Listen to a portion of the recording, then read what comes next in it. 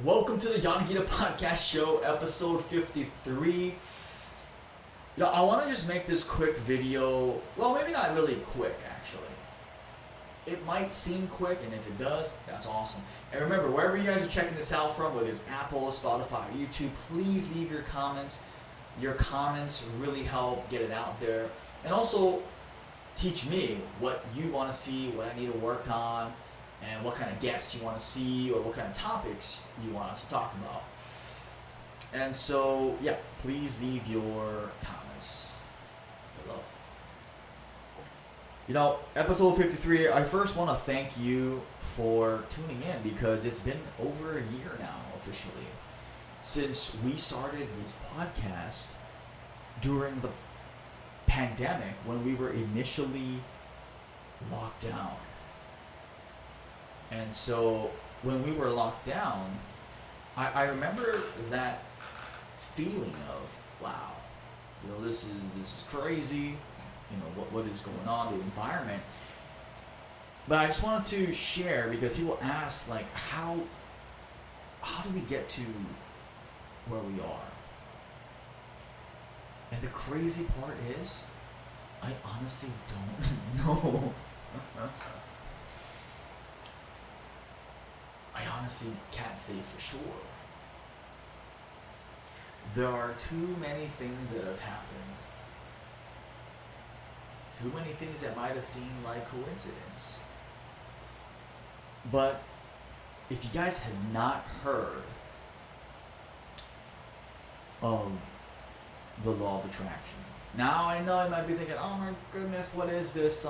Some woo-woo stuff, and that's what I thought too, right? Because I would discount things I don't understand, right? Imagine if we didn't discount Bitcoin, 8 years ago, or when it first came out. Imagine all these cryptocurrencies when it first came out, when it was like hundreds of times cheaper. Imagine if, like all these different things that we didn't discount. Twitter, Facebook, our health, right? I mean, at a certain point, I thought, oh, why am I going to work out? I'm young, I don't need to work out. Like, being healthy, I'm just going to eat whatever the heck I want. Discount things that I don't understand. And so, just like how there's laws in biomechanics, right? Now, scientifically speaking, there are certain principles in biomechanics and bioenergetics that if we violate, pretty much in 90, I don't know what the percentage is, the majority of humans would suffer either positive consequences or negative consequences. If we eat a bunch of processed food and sugar and all this crazy stuff, more likely than not, we will have negative consequences on our body, our kidneys, our organs, etc. Brain fog, energy, all that stuff. Now, if we do bioenergetics, we eat not too much calories, what our body needs, wholesome foods that have been here from the beginning of time, right? The vegetables, the fruits, the whole grains, seafood, poultry, stuff like that. Then more often than not, we're going to be positively impacted. So we know that there's laws in bioenergetics, laws of gravity, and so many different laws out there that sometimes they're hard to be explained. And who knows, maybe somebody in 50 years from now, in 2051, is like, dude, this is like so common, the law of attraction. Just like the law of bioenergetics, or the law of gravity. But that law is a sub-law of. Because when I first stumbled upon this, I was 16 years old. In high school, my high school teacher, Miss Mark, showed us a video called The Secret, which 99% of us thought was dumb. Okay, it was a video saying, if you can believe it, you can achieve it. And, if you can see it in your head, you can hold it in your hand. And like all this like crazy, almost too good to be true, like daydreaming nonsense. And our teacher was dead set on showing us this video, even though our school curriculum fought her and actually got her in trouble for a bunch of different things, because she would teach things not on the school curriculum. She would show things about life. She would talk to us about consequences. She would talk to us about the realities of being an adult at 16 years old. And also the possibilities, right? Because reality got to be mixed with possibility. The first time we watched this video in class, I remember thinking, this is so crazy. My limited understanding wanted to just attack it, because I was like, dude, look at these guys. They look like they're people that's not even from here. Or, oh, okay, yeah, this guy's Canadian, so he did it. Or this guy's from the mainland, so he did it. Or, I would make up all of the reasons and justify why, make excuses why it's not possible to break my belief system. And honest to God, honest to the universe, Buddha, whatever you believe in, when I was 16, my life started to go in a different trajectory. Now, I just want people to know, I mean, if this is your first time joining us on this podcast, awesome. If you heard this before, then awesome too. I was born and raised in Maui. Both parents are the first in their heritage to leave Japan. So whatever you want to call me, I've been, Japanese American, Japanese local boy, whatever you want to call me. But I'm the first, I guess, in the entire in our heritage to be born outside of Japan. And so that came with a lot of blessings, but also many, what I felt was handicaps or curses in the beginning. Not being able to speak proper English until maybe late elementary school, like all throughout kindergarten, first grade, second. Like most people can talk normally by then. I couldn't really read correctly. I was always 2, 3, 4 grade levels behind on my reading, going to be held back because I couldn't read and write correctly. And that carried on all the way throughout high school. I never had good grades, and I would fail English. I would fail my writing class, and just felt like a total failure, Get picked on by people that we thought we could trust, get assaulted, get all these different things from broken trusts. Now, this stage, I'm 14, 15, of course, you knew that, I got depressed, suicidal, right? Walked up to the bridge, took my foot off the bridge, closed my eyes, I just felt that cold air hit my body, and thought, wow, if I do this now, if I jump now, if I just end my life at 14 years old, that all the pain would be away.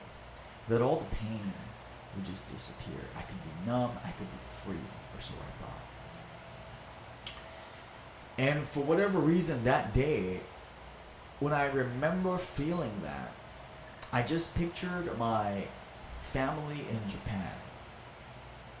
Or actually, before that, I had visualized my funeral, and only my parents and like a couple people attended, right? Because I was picked on in college. I was very unpopular.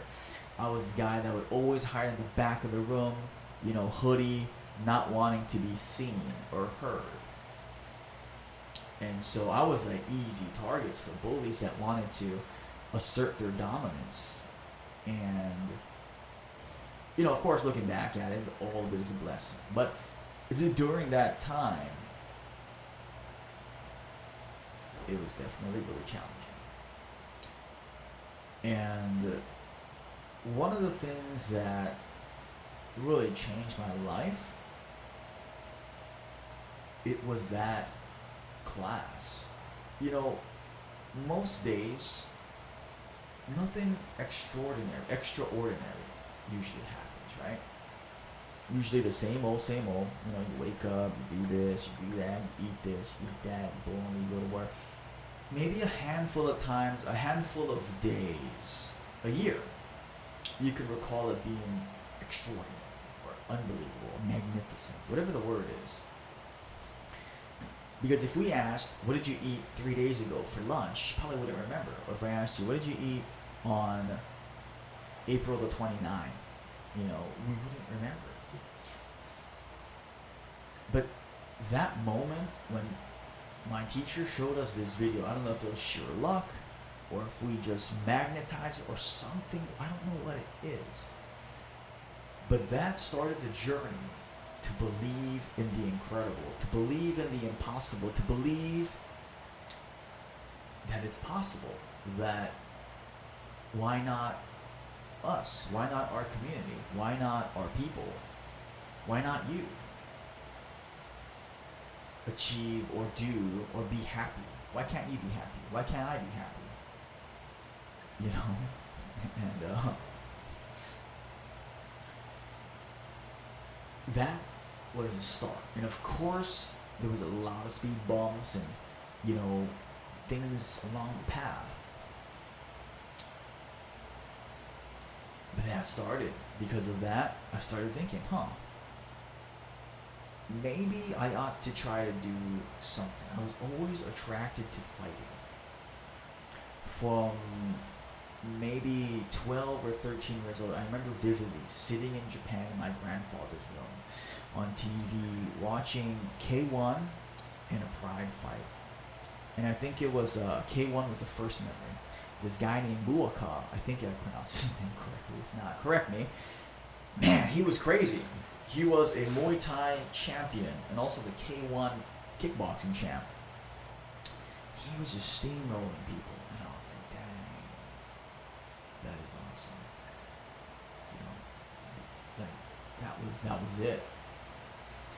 And so at 16, right after, a little bit after I watched that video, I started thinking, because it started off with affirmations, and I couldn't really even affirm things because it was like, okay, first you gotta, there's some of the steps where you gotta have affirmation. I am so happy and grateful, you know, whatever.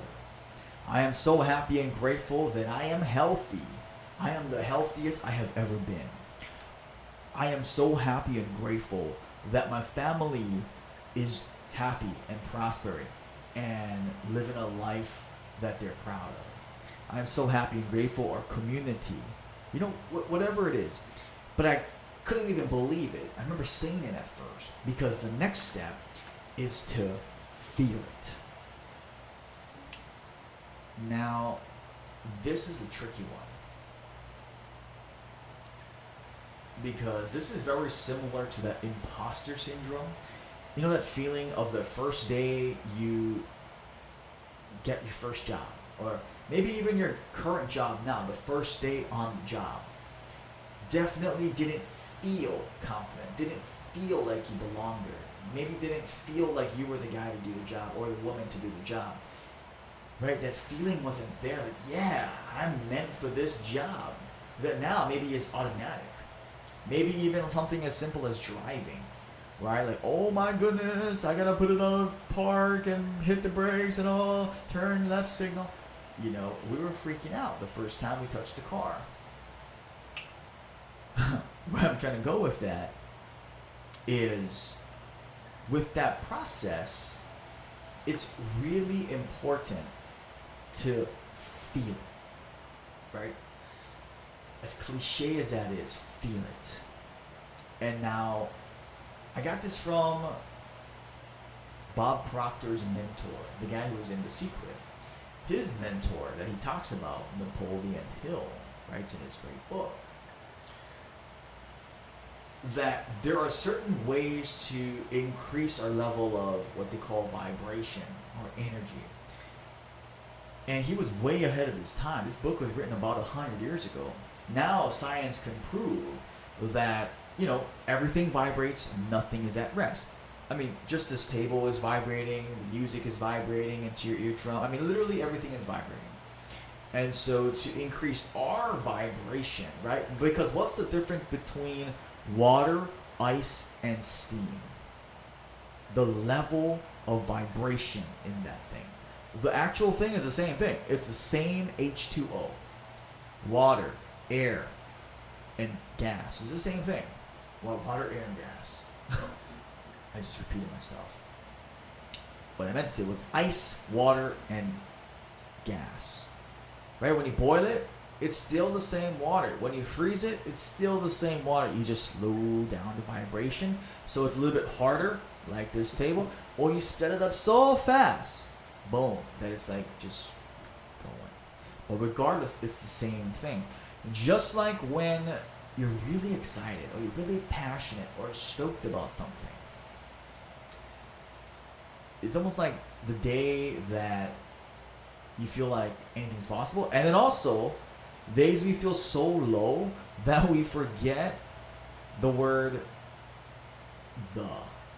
Like we can't even spell the word carrot some days. Or like that feeling of, oh my gosh, what was my auntie's name again? Like that feeling is when we're in a lower vibrational state. If you actually took one of those, I forget what the camera is called, but there's this thermal kind of camera where you can actually see the heat and the frequency of our body.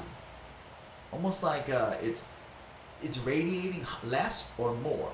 And when someone is in a state of high vibration, typically it's from being passionate, purposeful, being in love, being joyful, being grateful, happiness, sense of fulfillment, creativity mode, in flow state is what athletes would call it, a feeling of bliss, whatever the word is. It was a word that makes sense, right? And then when the person was low vibration, they were thinking about negative thoughts, right? I mean, literally, there was this, I wish I knew what the study was. There was a monk, I think it was a Tibetan monk, that went from normal level and started meditating and went to high vibration, like in a split second. And they couldn't believe it. The scientists couldn't believe it. They were like, what the heck? Like, you literally just started meditating and boom, he's in flow state. But of course, this guy practiced for thousands and thousands and thousands of hours. But anyway, I'm getting too off tangent. The whole thing about that is you have to feel it. Ways to increase vibration. Exercise. Like, Harvard also did a study on just power poses.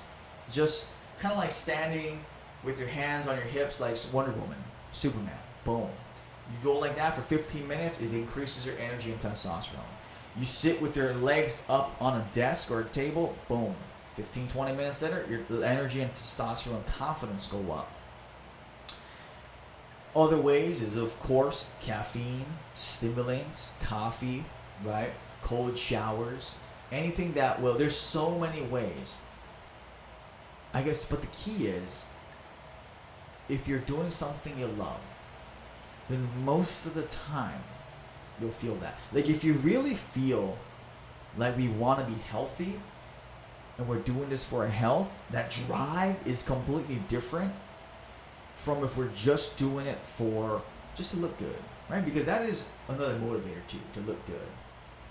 And actually, I take it back. I take that back because it is very possible to have high stimulation, because one of the other increases of vibration is sex appeal. As humans, we have this innate animal desire. It's just normal. Just as normal as wanting to eat good food, wanting to connect with other human beings, and all of these different. This is just a normal thing. So I take that back.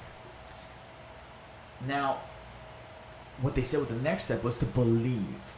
Okay, this is the crazy part, because believing almost ties in with faith. Actually, it is faith. But not so much faith in religion per se. I mean, it can be, right? All parts of the world of religion, world religion, Christianity, Catholics, Buddhism, Muslims. I'm definitely a white belt in religion, but faith.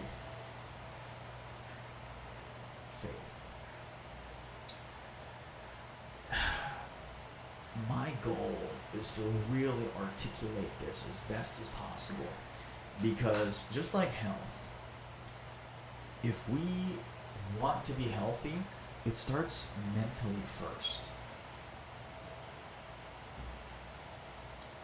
Because if you think about it, how many times, and I've done this before too, because I had to lose 40 pounds, how many times in the past have we tried diets, or have we tried, I don't know, stopping any addiction, drinking, smoking, eating junk food on an excessive basis, or whatever it is, until we see it in our head that we are a healthy person, we're not going to really attract and manifest and make it real.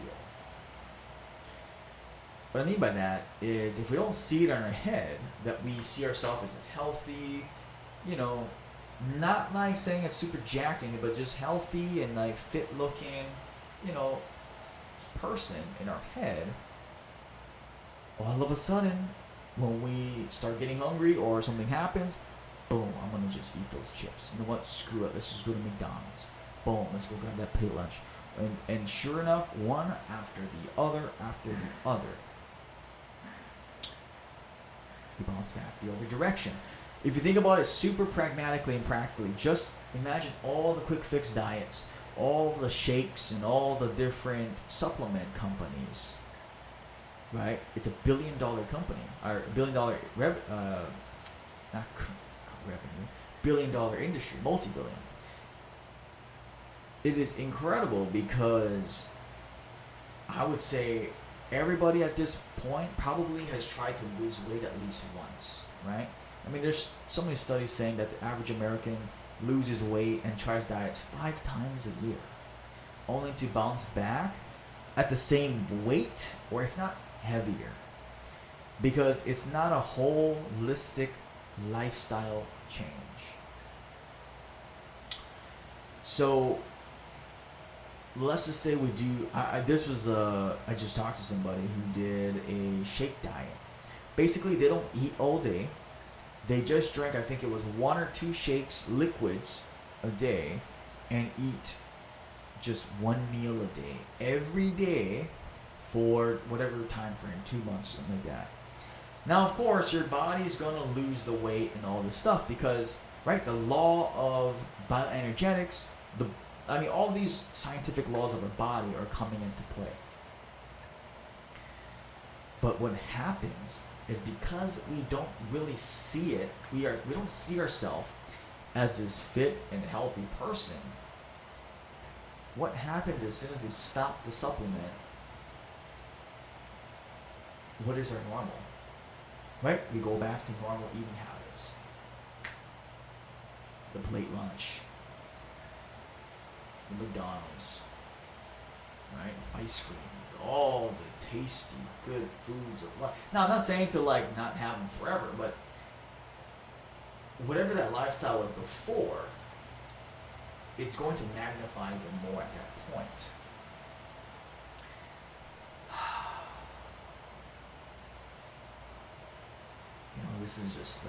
This is incredible, because it's an honor to be here with you. And I just want you to know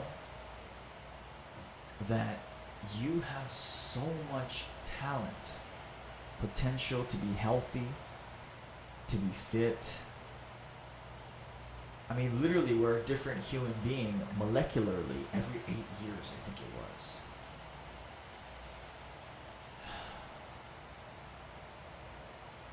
Right? There's some research out there, not 100% clear, that shows that we can cure cancer naturally ourselves through different foods and natural ways. Now, I don't want to open a can of worms and people be like, "Oh my God, you're saying that?" No. Calm down. Not saying. I'm just passing on information from doctors and proven studies, right? But it's not big enough study. It's not a big enough sample size where there's hundreds of thousands of people.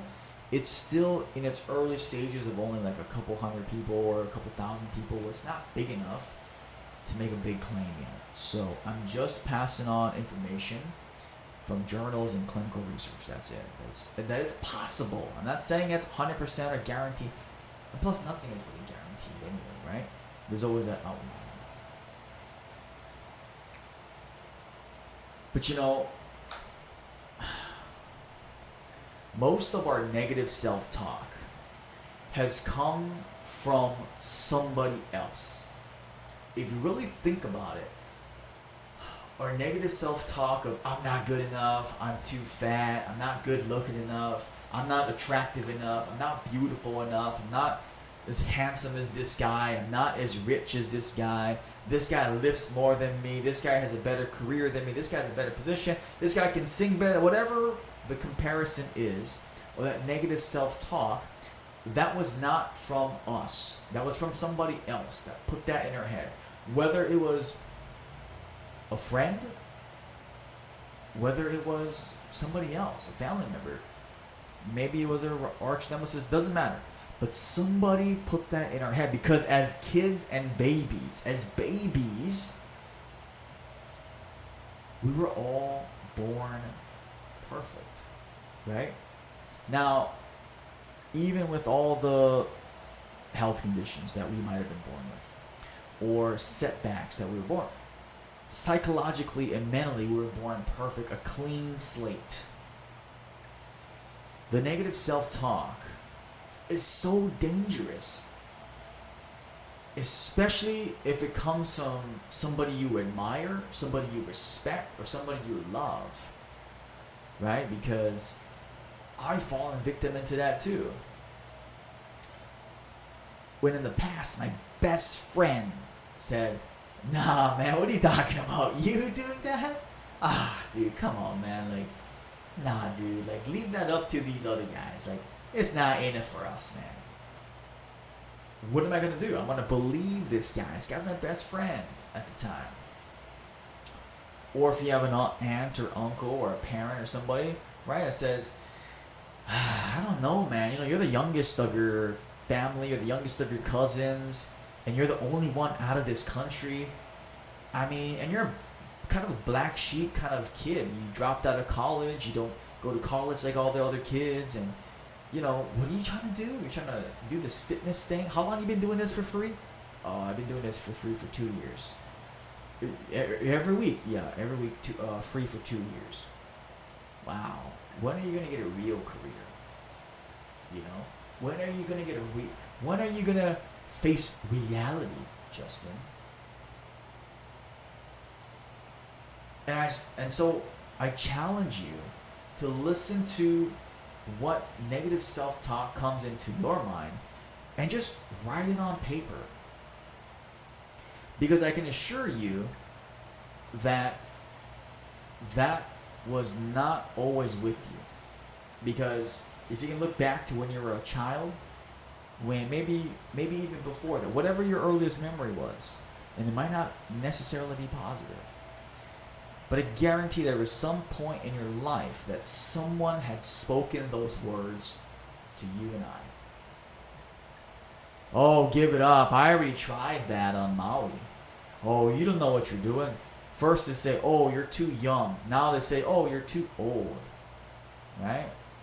They'll say, oh, you know, just the cards weren't stacked in your favor.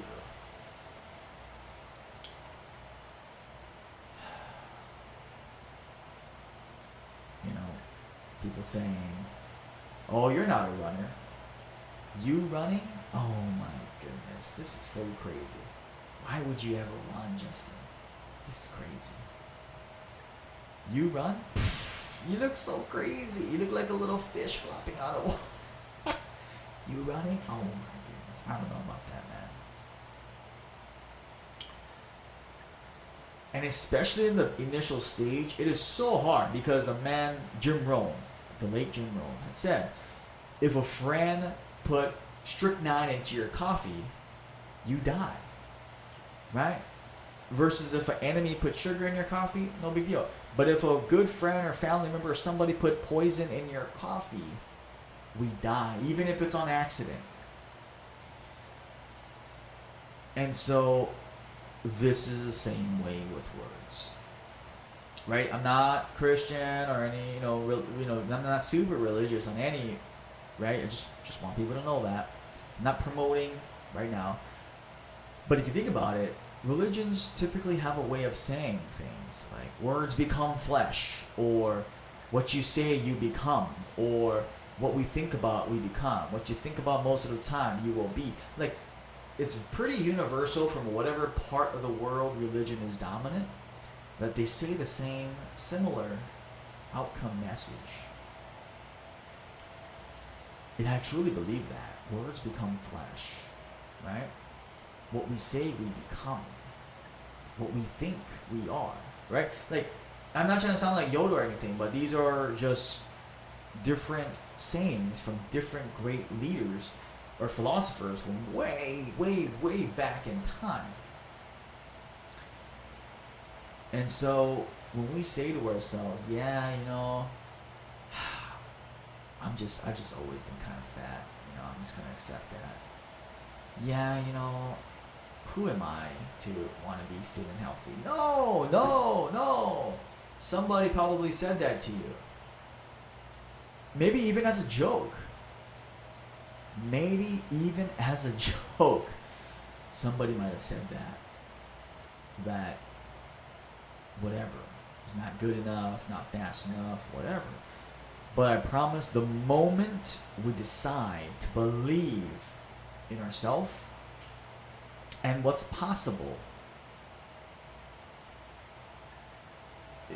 life is going to be different. Now people ask, Justin, you're just a freak. You're just a freak. No one can be that happy and positive all the time. Of course not. No one is this positive and happy all the time. But I don't allow things to keep me down for extended periods of time.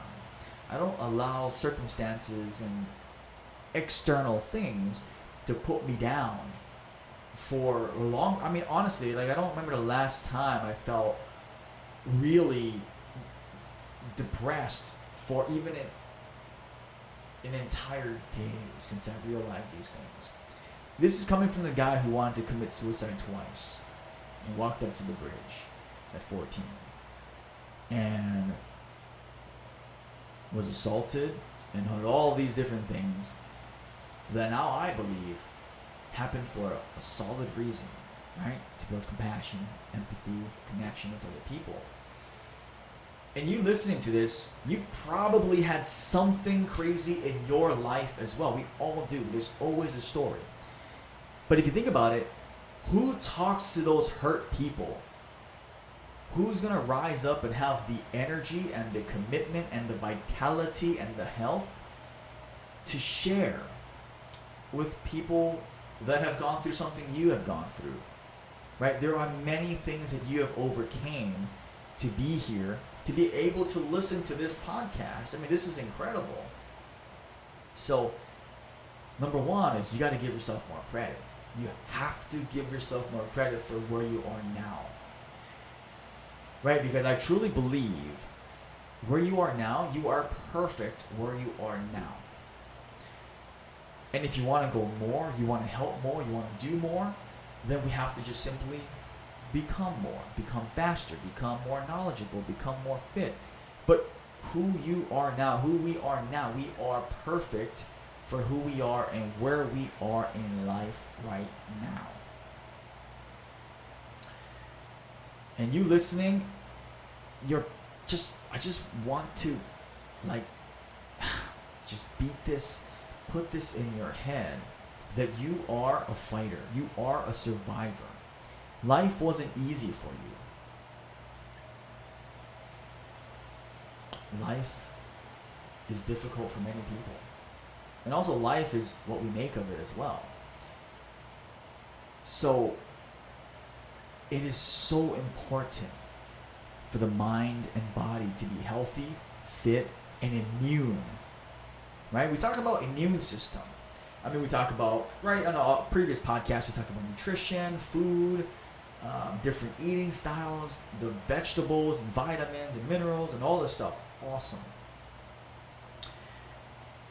Feeding the body good stuff, I would say, is just as important as feeding the mind good stuff. What are we listening to? What are we reading? What are we watching? What are we consuming with our eyes and hearing with our ears, right? Because that's all a consumption that literally dictates our vibration and our energy. If we listen to fast music, right? Scientifically, 120 beats per minute, boom, boom, boom, boom, right? I don't know what kind of sound it's making, but if we start going at that pace, it's whatever, our body wants to speed up and work out faster, right? Because the noise is vibrating in our eardrum, and that sends a signal to, okay, vibrate, vibrate, vibrate, vibrate. Now, if you listen to a slow dance song, a love song, it changes your state. It changes your state. And so, what we feed our mind is so important. Whether it's books you're reading, podcasts like this, audiobooks, YouTube videos, inspiring friends, people who are healthy, right? It's so important to win the long game.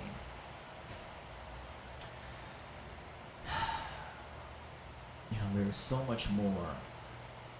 And if you listen to this and you find any value in this, please comment on wherever you're watching, whatever platform you're watching this, please. If it's on Apple Podcasts, whether it's on YouTube, wherever you find this, please just leave a comment. I would love to hear from you.